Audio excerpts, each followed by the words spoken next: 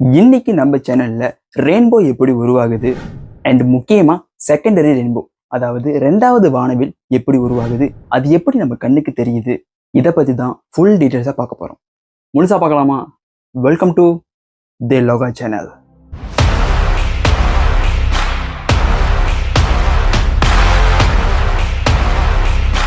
பொதுவா ஒரு வானவில் நமக்கு எப்படி தெரியுது? மழை இங்க தூரணும், நாம இங்க இருக்கணும், சூரியன் இங்கே இப்படி இருக்கணும். சன்னுடைய ஒயிட் லைட், அதாவது சூரியனுடைய வெள்ளை ஒளி இந்த மலைத்துறைகள் மேலே படும்போது ரெஃப்ளெக்ஷன் ஆகி 7 பிரிசம் விசிபிள் லைட் நம்ம கண்ணுக்கு தெரியுது. அதுதான் நம்ம ரெயின்போ வானவில்னு சொல்கிறோம். ரொம்ப ஈஸியாக சொல்லணும்னா, சூரியனை ஒரு ப்ராஜெக்டராக வச்சுக்குவோம், மலைத்துறைகளை ஒரு ஸ்க்ரீனாக வச்சுக்குவோம். ப்ராஜெக்டரோட லைட் நேராக ஸ்க்ரீன் மேலே பட்டு படம் தெரிகிற மாதிரி சன்னோட லைட் மலைத்துறைகள் மேலே படும்போது வானவில் தெரியுது. இப்படி நீங்கள் ஒரு ரெயின்போவை பார்த்துக்கிட்டு இருக்கும்போது கொஞ்சம் கேப் விட்டு மேலே இன்னொரு ரெயின்போ இருக்கிறத உங்களால் கண்டிப்பாக பார்க்க முடியும்.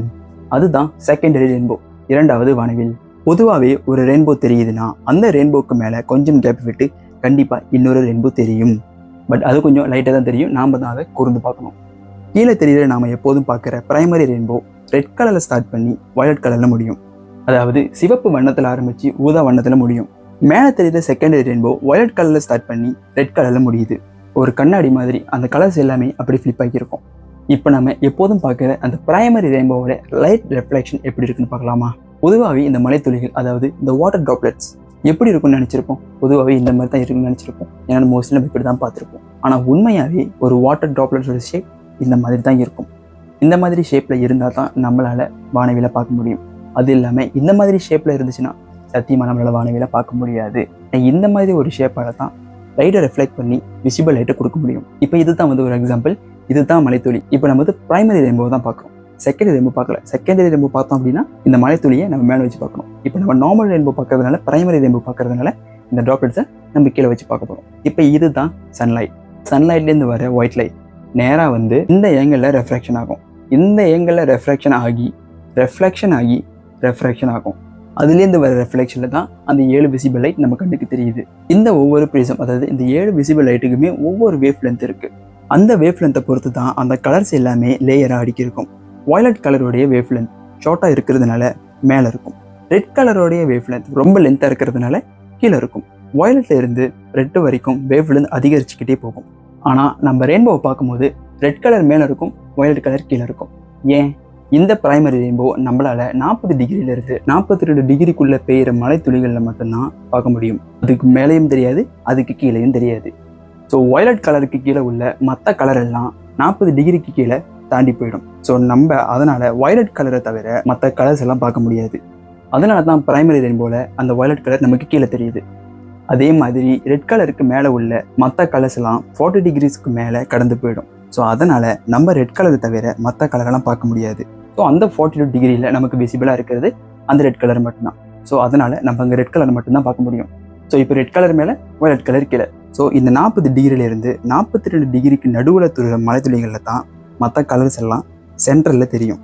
இதுதான் பிரைமரி ரெயின்போ, நம்ம நார்மலாக பார்க்குற வானவில். இப்போது செகண்டரி ரெயின்போ, ரெண்டாவது வானவில். இது நமக்கு 50 டிகிரியிலேருந்து 52 டிகிரி வரைக்கும் தெரியும். இதோட ரெஃப்ளெக்ஷன் எப்படி இருக்குன்னா இந்த ஏங்கலில் படணும். மொதல் பார்த்த பிரைமரி ரெயின்போல ட்ராப்லெட்ஸ் தான் கீழே இருந்துச்சு, சன்லைட் எங்கே இருந்துச்சு. இப்போது செகண்டரி ரெயின்போக்கு ட்ராப்லெட்ஸ்லாம் மேலே இருக்கணும். அப்போ சன்லைட் எங்கே படும் அப்படின்னா இந்த ஏங்கலில் படும்.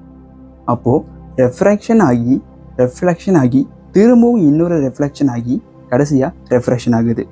அப்போது தான் நாம் செகண்டரி ரெயின்போவை பார்க்க முடியும். ஸோ இந்த 50லேருந்து 52 டிகிரியில் தூர மலைத்துளிகளில் சன்லைட் இந்த ஏங்கலில் படுறதுனால ரெஃப்ளெக்ஷன் ஆகி ரெட் கலர் மேல் நோக்கி போகும். ஆனால் அந்த ரெட் கலர் நம்மளால் பார்க்க முடியாது. ஏன் அப்படின்னா அது 52 டிகிரிக்கு மேலே கடந்து போயிடுது. அந்த இடத்துல நமக்கு வயலட் கலர் தான் ஃபர்ஸ்ட்டாக தெரியும். ஏன்னா அந்த வயலட் கலர் தான் அந்த 52 டிகிரியில் நம்ம கண்ணுக்கு டைரெக்டாக தெரியுது. அடுத்து 50 டிகிரியில் ரெட் கலர் மட்டும்தான் இருக்கும். 50 டிகிரிக்கு கீழே எந்த ஒரு கலரும் நம்ம கண்ணுக்கு தெரியாது. ஏன்னா அந்த 50 டிகிரியில் நமக்கு ரெட் கலர் மட்டும்தான் விசிபிளாக தெரியுது. ஸோ இந்த செகண்டரி ரெயின்போ வயலட்லேருந்து ரெட் கலர் வரைக்கும் தெரியுது. நடுவில் மற்ற மலைத்துளிகளால் மற்ற வண்ணங்களை அது ரிஃப்ளெக்ட் பண்ணுது. ஸோ இப்படி தான் செகண்டரி ரெயின்போ உருவாகுது. இந்த பிரைமரி ரெயின்போக்கும் மேலே இருக்கிற செகண்டரி ரெயின்போக்கும் நடுவில் ஒரு கேப் இருக்கும், டார்க்காக. அந்த கேப்பை அலெக்சாண்டரஸ் டார்க் பெண்டுன்னு சொல்லுவாங்க. இந்த இடத்துல ரெயின்போ தெரியவே தெரியாது. என்ன காரணம் அப்படின்னா இங்கே சூரியன் இருக்குது, இங்கே மலை தூரிக்கிட்டு இருக்கு. இதெல்லாம் மலை தூரிகள் இல்லையா? ஸோ கீழே சன்லைட் இந்த ஏங்கலில் படும்போது நமக்கு ஃபர்ஸ்ட் பிரைமரி ரெயின்போ தெரியுது. அதே மாதிரி சன்லைட் இங்கே மேலே இங்கே படும்போது நமக்கு செகண்டரி ரெயின்போ தெரியுது. சன்லைட் டைரெக்டாக போணுச்சு அப்படின்னா இங்கே ரெஃப்ராக்ஷன் ஆகும், ஆனால் ரெஃப்ளெக்ஷன் ஆகாது. உள்ள பொறுமையை தவிர அந்த ஒளி வெளியாகாது. இதுக்கு ஏங்கல் கிடைக்காதது தான் முக்கியமான காரணம். ஸோ அதனால தான் அந்த இடம் மட்டும் டார்க்காக இருக்கும்.